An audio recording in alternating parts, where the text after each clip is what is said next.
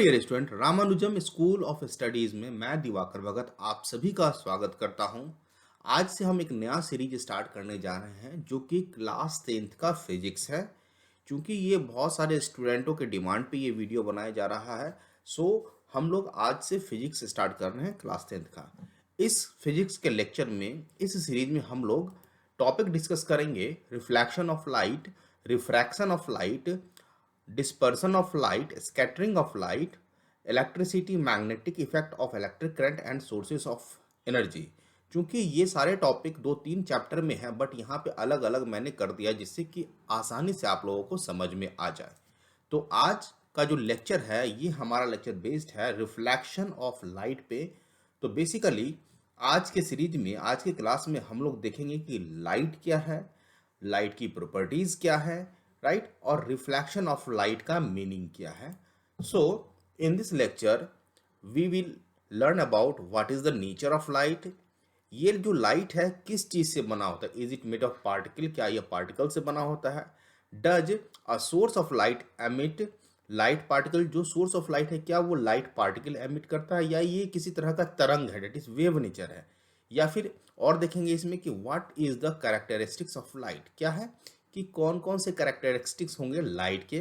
How can we see the surrounding, हम लोग कैसे सराउंडिंग को देखते हैं, और लॉ ऑफ रिफ्लेक्शन को भी हम लोग इस लेक्चर में डिस्कस करेंगे। सो अब आइए यहाँ पे सबसे पहले कि जब हम किसी भी चीज़ को देखते हैं तो ये सबसे ज़्यादा कॉमन चीज़ है कि किसी भी चीज़ को हम देखते हैं तो कोई भी चीज़, कोई भी ऑब्जेक्ट जो भी सराउंडिंग में है उसे देखने के लिए हमें किस चीज़ की ज़रूरत होती है, लाइट की ज़रूरत होती है, प्रकाश की ज़रूरत होती है। कैसे कि जब जब लाइट, जो प्रकाश है, जो लाइट है किसी ऑब्जेक्ट से, मान लेते हैं कि अगर ये ऑब्जेक्ट है, ठीक है, समझ यहाँ पे समझिए कि अगर ये कोई सामान है, ऑब्जेक्ट है, इससे लाइट टकराया और टकराने के बाद अगर ये हमारे आईज तक पहुंचता है तो आईज जो है, राइट, एक इमेज बनाती है रेटिना पे, किसका, ऑब्जेक्ट का। तो इस तरह से हम किसी भी चीज को देख पाते हैं। लेकिन अगर लाइट ना हो तो कोई भी ऑब्जेक्ट लाइट को आंख तक नहीं भेज पाएगा, उस केस में हम लोग नहीं देख पाएंगे। सो लाइट होना बहुत जरूरी है, इसलिए हम लोग देखते हैं कि अंधेरे रूम में हम किसी भी चीज को नहीं देख पाते हैं, लेकिन सूर्य के प्रकाश में हम बहुत कुछ को देख पाते हैं। क्यों? क्योंकि जो प्रकाश है किसी भी सामान पे अगर वो पड़ता है या किसी भी ऑब्जेक्ट पे से टकराता है तो उस प्रकाश को वो रिफ्लेक्ट करता है। अभी हम बात करेंगे कि क्या है रिफ्लेक्शन, वहां से आपको बहुत कुछ क्लियर हो जाएगा। जब ये रिफ्लेक्टेड लाइट, जब जो परावर्तित किरणें हैं जब हमारे आंख पे आती है तो आंख पे, हमारे आंख के अंदर क्या होता है, एक लेंस होता है जिसे हम कन्वेक्स लेंस कहते हैं, ठीक है, उत्तल लेंस कहते हैं। ये उत्तल लेंस उस ऑब्जेक्ट का इमेज रेटिना पे बनाता है, और उस रेटिना पे इमेज बनने के बाद जब हम आईज के बारे में पढ़ेंगे कि कैसे आईज वर्क करता है, तो वहां पे आईज जो है रेटिना पे इमेज बनाता है, और इमेज बन जो जो इमेज बनता है वही हमें ऑब्जेक्ट के हिसाब से दिखाई देता है। मस्तिष्क उसको, जो हमारा माइंड है, उसको रीड करता है कि ऑब्जेक्ट कैसा है, ठीक है। तो बिना लाइट का हम किसी भी चीज को नहीं देख सकते हैं, राइट। दस thus light can be emitted by object, जो लाइट है या तो ऑब्जेक्ट से इमिट होगा, जैसे हम इलेक्ट्रिक बल्ब की बात करें तो वहां से लाइट इमिट होगा, ठीक है। और रेड हॉट, और जैसे ये हमारा इलेक्ट्रिक बल्ब है, यहाँ से ऑब्जेक्ट लाइट निकल सकता है, या कैंडल से लाइट निकल सकता है, या फिर हम देखें जुगनू से भी लाइट निकल सकता है, जैसे हम देखते हैं। सो हम लोग देखते हैं कि जो लाइट है डिफरेंट डिफरेंट सोर्स से निकलता है, राइट। तो दो तरह के सोर्सेज हो जाते हैं लाइट के। तो एक तो हो जाएगा नेचुरल सोर्सेज, आप लोग इसका नोट्स बना लेंगे बुक से, और मैं यहाँ पे समझा देता हूँ। सोर्सेज जो हो जाएंगे लाइट के दो तरह के होंगे, एक होगा नेचुरल, अब नेचुरल सोर्स आप लोग बताएं क्या हो सकता है, और एक होता है आर्टिफिशियल, ठीक, या मैन मेड। तो नेचुरल सोर्स में देखेंगे कि जो लाइट है, जैसे सन से कोई लाइट आ रहा है तो ये हमारा नेचुरल सोर्स होगी, राइट। अगर हम देखें स्टार्स से कोई लाइट आ रहा है तो ये हमारा नेचुरल सोर्स हो गया, मतलब वो सोर्स जो नेचर के द्वारा बनाया गया है, that is called natural sources. तो एग्जांपल में क्या आ जाएगा, सन आ जाएगा, स्टार्स आ जाएंगे, और क्या आ जाएगा, जुगनू आ जाएगा। तो आप जुगनू का इंग्लिश मीनिंग देख के आएगा, इंग्लिश में जुगनू को क्या कहते हैं, ठीक है। और मैन मेड लाइट क्या हो जाएगा, जो आदमी के द्वारा बनाया गया है, जैसे कैंडल, राइट, जैसे ऑयल लैम्प, जैसे electric bulb, these are the man made. तो man made source of light are those source of light which is made by man, या इसे हम artificial light artificial source of light कहेंगे। तो यहाँ से तक यहाँ पे हमने देखा कि हम लोग किसी भी ऑब्जेक्ट को कैसे देख पाते हैं और लाइट क्या होता है, कैसे काम करता है, जिससे हम किसी ऑब्जेक्ट को देख पाते हैं। लाइट कितने तरह के होते हैं, सोर्सेज ऑफ लाइट कितने तरह के होते हैं। आगे चलते हैं। अब नेक्स्ट में हम देखते हैं प्रॉपर्टीज ऑफ लाइट। तो ये प्रॉपर्टीज बहुत इंपॉर्टेंट है आप लोगों के लिए, आप इसे समझेंगे। सबसे पहले तो मैं इसे रीड करूंगा, जो एक एक लाइन लिखा हूं, आप भी इसे कॉपी पे लिख लेंगे और बुक जरूर पढ़ें, जिससे कि आपको बहुत कुछ क्लियर हो जाएगा। बाकी अगर कोई डाउट होता है तो आप मुझे बताएंगे कमेंट बॉक्स में, तो मैं उसको नेक्स्ट लेक्चर में क्लियर कर दूंगा। तो सबसे पहले प्रॉपर्टीज में है, light does not need a material medium to travel. अब आप समझो बच्चों, यहाँ पे मटेरियल मीडियम क्या होता है, और it can travel in vacuum too, और वैक्यूम क्या होता है। तो ध्यान से देखिए, डज नॉट नीड मतलब लाइट की प्रकाश को जरूरत नहीं है। किस चीज के लिए? ट्रेवल करने के लिए। एक स्थान से दूसरे स्थान तक जाने के लिए प्रकाश को किस चीज की जरूरत नहीं है? तो मटेरियल मीडियम की जरूरत नहीं है। और ये मटेरियल मीडियम क्या है? तो जिस माध्यम से एक स्थान से दूसरे स्थान पे लाइट जाता है। जैसे अगर मैं बात करूं कि ये हमारा ऑब्जेक्ट है और ये हमारा आइज है, ठीक है, ये आइज मान लेते हैं। Okay, so this is eyes. तो यहां से अगर ऑब्जेक्ट से लाइट आएगा तो ये हमें दिखाई देगा। अब देखिए कोई सन है, सन को हम देख पाते हैं, इसका मतलब है सन की हजारों लाखों किलोमीटर दूर है पृथ्वी से, फिर भी हम देख पा रहे हैं। और हम ये जानते हैं पृथ्वी के कुछ हजार किलोमीटर तक ही सराउंडिंग है, एटमॉस्फेयर है, कुछ 100 किलोमीटर तक ही एटमॉस्फेयर है। उसके बाद ये लाखों करोड़ों दूर मील हमारा किलोमीटर दूर सन है, वहां पे कोई भी मीडियम नहीं है, वैक्यूम है, मतलब कुछ है ही नहीं, ना एयर है, ना वाटर है, ना कुछ है। तो मटेरियल मीडियम क्या होता है कि ऐसा मीडियम जो दो ऑब्जेक्ट के बीच में हो। जैसे मैं और अगर आप मेरे साथ बात करें स्कूल में है, तो इस दोनों के बीच में क्या है? हवा एक मीडियम है। So this is called material medium. अगर हम बात करें पानी के अंदर, तो पानी एक मीडियम है। तो यहाँ पे भी अगर हम पानी के अंदर टॉर्च जलाएंगे तो वो दिखेगा, तो इसे हम कहेंगे मटेरियल मीडियम। ओके, हवा भी हमारा मटेरियल मीडियम हो गया। तो ऐसा मतलब मटेरियल मीडियम होने की जरूरत नहीं है लाइट को ट्रेवल करने के लिए, राइट। वैक्यूम क्या होता है कि एक ऐसा स्पेस जहां पे किसी भी तरह का मीडियम ना हो, कुछ ना हो। कहने का मतलब हवा भी नहीं होगा, पानी भी नहीं होगा, कुछ नहीं होगा, राइट। जैसे हम स्पेस में बात करें, अंतरिक्ष में बात करें, तो वहां कुछ नहीं होता है, एटमॉस्फेयर नहीं होता। तो इस तरह के स्पेस को हम कहेंगे vacuum. So light does not need a material medium to travel. कभी भी ट्रेवल करने के लिए मटेरियल मीडियम की जरूरत नहीं होती है। It can travel through a vacuum too, ये वैक्यूम में भी जा सकता है। जैसा कि अभी हमने बताया था कि जो बेस्ट एग्जांपल है कि सन जो है अर्थ को क्रॉस, सन से जो लाइट आता है वो अर्थ को क्रॉस करने के लिए स्पेस, पूरे अंतरिक्ष को कवर करता है, और वहां पे कोई भी किसी भी तरह का वस्तु या मैटर नहीं है, ठीक है। लेकिन अगर हम साउंड की बात करें, ठीक है, साउंड की कभी कभी ये क्वेश्चन आता है कि साउंड को क्या मटेरियल मीडियम की जरूरत होती है? तो यस, साउंड को मटेरियल मीडियम की जरूरत होती, इसको जरूरत होती है। जैसे हम अगर कोई बात बोले, ठीक है, और आप सुन रहे हो, कहने का मतलब, तो अभी मैं ये रिकॉर्ड कर रहा हूं, तो एक मीडियम है, राइट, जो कि वेव के हिसाब से आप तक पहुंच रहा है। या फिर हम क्लासरूम में बोले, कुछ भी अगर मैं समझाऊं क्लासरूम में, तो आप तक जाएगा, तो कौन सा लेके जाएगा? तो वो मीडियम होगा हमारा हवा, जो कि साउंड को एक कान से दूसरे, एक मुंह से कान तक, माउथ टू ईयर तक पहुंचाएगा। सो वहां पे हमें साउंड के ट्रेवल के लिए मीडियम की जरूरत होती है। तो आपको समझ में आ गया होगा कि मीडियम किसे कहते हैं। अगर हम वैक्यूम में बात करें, ठीक है, तो वहां पे साउंड वैक्यूम में मूव नहीं करता है, राइट। क्योंकि लाइट भी वेव है, साउंड भी वेव है, लेकिन दोनों में इंपॉर्टेंट क्या होता है? अब देखिए, यहां पे मैं एक चीज और बताता हूं, लाइट वेव है और वेव है, राइट। यहां पे हम साउंड भी कहेंगे कि साउंड भी क्या है? वेव है अभी हम बात करेंगे कि वेव है, पार्टिकल नेचर कैसे है। तो फिलहाल तो ये मान लें कि लाइट एक वेव है। वेव होने के लिए दो चीज है ट्रेवल करने के लिए, कि मीडियम की जरूरत लाइट में नहीं है, राइट, और इसमें मीडियम की जरूरत है ट्रेवल करने के लिए। जिसमें मीडियम की जरूरत नहीं है इसे हम कहेंगे नॉन मैकेनिकल वेव। ये थोड़ा सा हाई क्लास में चला जाता है बट आपको पता होना चाहिए। और जिसमें मीडियम की जरूरत होती है उसे कहेंगे मैकेनिकल वेव, ठीक है। तो वैसा वेव जिसको ट्रेवल करने के लिए मीडियम की जरूरत होगी उसे हम मैकेनिकल वेव कहेंगे, जैसे कि साउंड हो गया। और वैसा वेव जिसको ट्रेवल करने के लिए मीडियम की जरूरत नहीं होगी उसे हम कहेंगे नॉन मैकेनिकल वेव, जैसे कि लाइट हो गया। यहाँ पे हम लाइट की चर्चा कर रहे हैं, लाइट के बारे में जानना है। तो लाइट को मटेरियल मीडियम नहीं चाहिए ट्रेवल होने के लिए, ये वैक्यूम में भी ट्रेवल हो सकता है। So this is a non mechanical wave.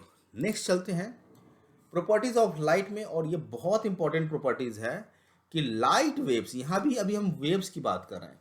Light waves travels eight A tremendous speed, और आपको लाइट वेव का स्पीड याद रखना होगा, ठीक है। और स्पीड क्या है? स्पीड है 299,792,487 मीटर पर सेकेंड, या हम इसको अप्रोक्सीमेटली कह सकते हैं कि 3 लाख किलोमीटर पर सेकेंड। मतलब एक सेकेंड में अगर हम बोलें तो 3 × 10⁻⁸ मीटर पर सेकेंड, ये इस स्पीड से लाइट मूव करता है, राइट।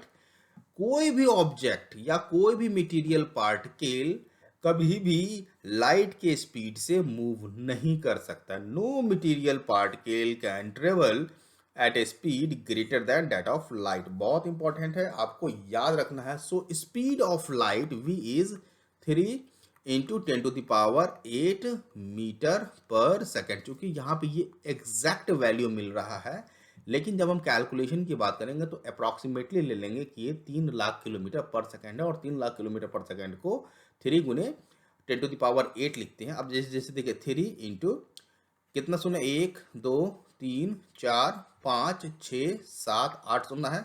अब हम किलोमीटर में कितना होता है, ये मीटर में है, ठीक है। तो 3000 मीटर कर लें, तो ये 3000 मीटर को हम क्या कर सकते हैं, 3 किलोमीटर किलोमीटर ले लेते हैं, और 1 2 3 4 5, ठीक है। सो 10⁵ सो दिस इज किलोमीटर पर सेकेंड, और मीटर पर सेकेंड में 8 हो जाएगा। तो इस चीज को ध्यान में आपको रखना है, ठीक है। तो 3 लाख किलोमीटर पर सेकेंड हो गया लाइट की स्पीड। आगे चलते हैं, और साउंड की स्पीड क्या है। तो देखिए लाइट की स्पीड मीडियम के साथ अगर हम हवा, ये जो स्पीड है ये वैक्यूम में है, ठीक है, वैक्यूम में। लेकिन अगर मीडियम चेंज में, वैक्यूम में तो इतना है, अगर मीडियम में आएगा तो स्पीड क्या होता है, चेंज हो जाता है, ठीक है, मीडियम में घट जाएगा, ओके। या फिर हम वाटर की बात करें कि वाटर में लाइट की स्पीड कितना है, तो वो घट जाता है। कितना से घटता है वो बाद में देखेंगे, या एयर में देखेंगे तो वो घट जाएगा, या फिर सॉलिड में देखेंगे, जैसे ये हो गया हमारे पास शीशा हो गया, तो उसमें भी लाइट का स्पीड घट जाएगा। तो मीडियम चेंज होने से लाइट की स्पीड भी घट जाती है। सेम चीज साउंड में भी होता है कि अगर हम साउंड में भी मीडियम चेंज करेंगे तो वहां भी लाइट की स्पीड चेंज होती है, राइट।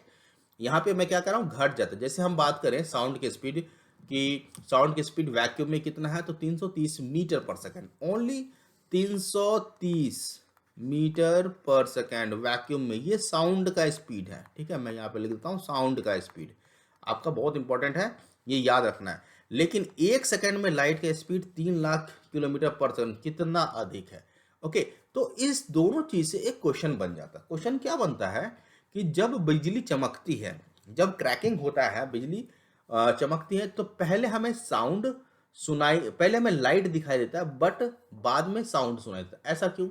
ऐसा इसलिए कि जब बिजली कड़कती है तब साउंड और लाइट एक साथ उत्पन्न होता है, ठीक है, प्रोड्यूस होता है।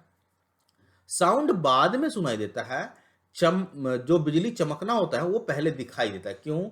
क्योंकि जो लाइट है वो 3 लाख किलोमीटर पर सेकंड की स्पीड से चलती है, बहुत तेजी चलती है, तो बहुत कम समय में वो हमारे आँख तक पहुँच जाएगी। बट साउंड जो है 330 मीटर पर सेकंड के हिसाब से स्पीड से चलती है, तो इसे पहुँचने में लेट लगती है। सो पहले हमें लाइट दिखाई देता है और उसके बाद इसे साउंड हमें सुनाई देता है। तो दो चीज़ यहाँ पे हो गया कि लाइट बहुत 3 लाख किलोमीटर पर सेकंड के हिसाब से चलती है, आपको ये याद रखना होगा। कोई भी मटेरियल पार्टिकल लाइट के स्पीड से मूव नहीं करेगी। जो स्पीड है लाइट का वो 3 मल्टीप्लाई बाई 10⁸ मीटर पर सेकंड है, ये वैक्यूम में है। अगर हम मीडियम चेंज करेंगे या अगर हम बात करेंगे वाटर में, एयर में या सॉलिड में, शीशा में अगर बात करेंगे तो लाइट की स्पीड घट जाएगी। कंपेयर करेंगे और साउंड से, तो साउंड की स्पीड 330 मीटर पर सेकंड होती है। ठीक है, इससे हमने एक क्वेश्चन भी देखा कि पहले बिजली दिखाई देती है फिर आवाज़ सुनाई देती है, क्यों? तो इसी पे बेस्ड क्वेश्चन था ये। और इसके बाद हमने ये एक चीज़ और है यहाँ पे कि साउंड का स्पीड जो है वो मीडियम चेंज होने से, मतलब अगर पानी में देखेंगे साउंड का स्पीड तो वो अलग होगा, अगर लोहा में देखेंगे डेट इज आयरन में देखेंगे साउंड का स्पीड तो वो अलग होगा। तो सबसे ज़्यादा आयरन में होता है साउंड का स्पीड।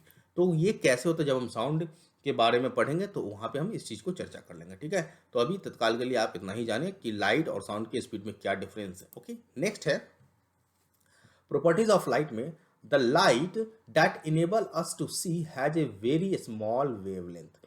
अब चूंकि ये वेव है, ठीक है, वेव है लाइट, और वेव कैसा होता है, तरंग के हिसाब से। तो अगर इस तरह से लाइट चलता है तो जहाँ से स्टार्ट हुआ ये एक यहाँ से यहाँ तक आ गया, मान लीजिए एक पॉइंट ए है और यहाँ पे आ गया है लाइट बी, तो आगे फिर ये इसी चीज को रिपीट करेगा। तो कम से कम जो डिस्टेंस होगा ये वाला, ठीक है, या फिर हम ये वाला, इसको हम कहेंगे wave length. So this is called lambda, that is the wave length. बाद में हम इसके बारे में डिस्कस करेंगे, बहुत अच्छे से पढ़ेंगे। तो यहाँ पे ये देखिए कि जो ये वेवलेंथ है लाइट का वो बहुत कम होता है, मतलब 10,000 पार्ट ऑफ ए सेंटीमीटर।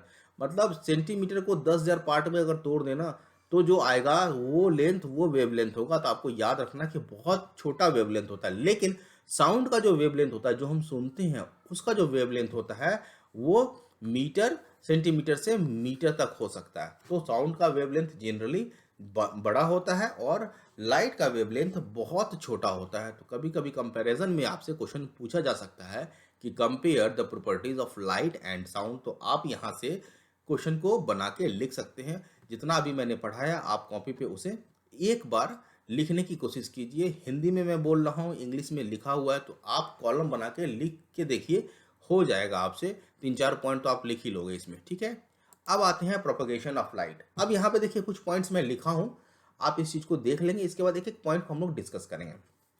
पहला पॉइंट है light travel in straight line in a medium और ए वैक्यूम। कोई भी हो, चाहे मीडियम हो या वैक्यूम हो, अगर हवा भी है पानी भी है, तो जो लाइट है वो स्ट्रेट लाइन में मूव करता है। ठीक है, मतलब सीधी रेखा में। पहला तो ये। दूसरा है the path of light change only when there is an object in its path. जब आप, चूंकि ये स्ट्रेट लाइन में चलता है, लेकिन ये क्या होता है कि अगर कोई ऑब्जेक्ट इसके बीच में आ जाए तो ये अपना स्ट्रेट लाइन के पाथ को चेंज कर लेगा। तो आप इस चीज को देखेंगे, यहाँ पे लिख लेंगे, राइट। कब होगा ये, या फिर मीडियम चेंज होगा, मतलब या तो पाथ पे कुछ आ जाएगा ऑब्जेक्ट या फिर मीडियम चेंज होगा। Straight path of light is called a ray of light. जो स्ट्रेट लाइन होता है लाइट का वो रे ऑफ लाइट कहलाते हैं। तो इस चीज को एक एक चीज देख लेते हैं। तो सबसे पहले हम लिखते हैं propagation of light. Light travel in a straight line in a medium और वैक्यूम। सपोज कि हम चांद पे हैं, चांद पे क्या है, वैक्यूम है, लाइट ट्रेवल करेगा ए से बी में, कैसे, ऐसे स्ट्रेट लाइन पे। ठीक है, so this is straight line, एक सीधी रेखा है। या फिर अगर हम अर्थ पे हैं तो अर्थ पे हवा है, तो हवा में भी ये स्ट्रेट लाइन में ही जाएगा। तो मीडियम चेंज होने से ऐसा नहीं है कि लाइट का जो मूवमेंट है वो स्ट्रेट लाइन से कर्व हो जाएगा। तो इस चीज को ध्यान में रखना है। ठीक है, पानी में भी अगर हम बात करें तो लाइट एक स्थान से एक पॉइंट से दूसरे पॉइंट सीधी रेखा में ही जाएगा। सो स्ट्रेट लाइन पाथ हो गया, चाहे वो वैक्यूम हो, चाहे वो एयर हो, चाहे वो वाटर हो, या फिर चाहे वो शीशा ही क्यों ना हो। उसके बाद अगर लाइट के सामने यहाँ पे आया, अगर लाइट के सामने यहाँ पे मिरर आ गया मान लो, तो क्या होगा कि ये चेंज कर लेगा पाथ। इसका मतलब क्या है, इसका मतलब ये है कि path of light change only when there is an object of a path. जैसे बहुत अच्छा एग्जांपल है, ये हमारा सन है, ठीक है, सन से लाइट आया और ये हमारा चांद है, ठीक है, और ये हमारा अर्थ है। तो रात में क्या होता है, सूरज से ये चांद पे जो लाइट जाता है, ये ऑब्जेक्ट आ गया सूरज और चांद के बीच में, ये चांद जो है, जो मून है, इस लाइट को रिफ्लेक्ट करता है और अर्थ पे भेजता है, राइट। तो यहाँ पे हम ये कहेंगे कि पाथ, चूंकि स्ट्रेट लाइन है, ये भी स्ट्रेट लाइन है और ये भी स्ट्रेट लाइन है, पाथ स्ट्रेट लाइन होगा, लेकिन ये चेंज कब कर जाएगा, जब लाइट के पाथ में कोई ऑब्जेक्ट आ जाएगा, ठीक है, तो वो चेंज हो जाएगा, या फिर मीडियम चेंज होगा। जैसे अगर ये ग्लास है, ठीक है, और ग्लास में यहाँ पे पानी भरा हुआ, तो आप देखते होंगे कि अगर कोई पेंसिल इसमें है तो वो टेढ़ा हो जाता है। अगर ये पेंसिल है ऐसे, तो ये पेंसिल ऐसे दिखाई देगा, टेढ़ा दिखाई देगा। ऐसा क्यों? क्योंकि जो लाइट में ये जो है, पानी के ऊपर हमारा क्या है, एयर, और ये क्या है हमारा, वाटर। जब भी मीडियम चेंज होता है तो लाइट का पाथ चेंज हो जाता है, लेकिन फर्स्ट मीडियम में ये स्ट्रेट लाइन होगा और सेकेंड मीडियम में भी ये स्ट्रेट लाइन ही होगा, राइट। तो आपको ये ध्यान रखना है कि पाथ कब चेंज होगा।